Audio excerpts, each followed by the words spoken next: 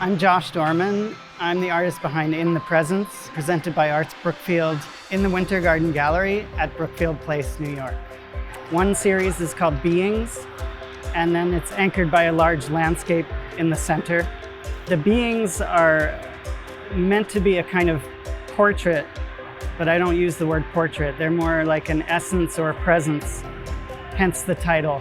And the title is really about being present with the work, but also feeling the presences within the works.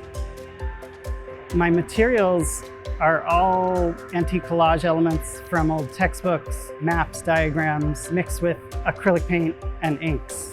And in some cases, layers of resin, sometimes many layers of resin.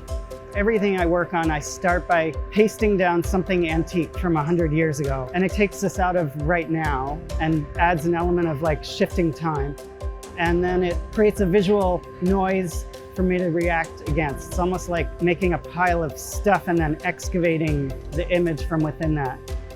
I'm always back and forth with the paint and the collage. So I'll paste things down and then paint on top of them. And then sometimes pour layers of resin and paste more things and paint on top of that, sometimes sanding things away. So there are layers underneath that are obliterated, but I kind of trust that all those little forms inform the final thing you see. Each being kind of guides itself. I have certain collage materials that might inform what that presence is, what that being kind of is about. And I kind of push different palettes to create a different mood or ambiance. But I really want the viewer to interpret each one.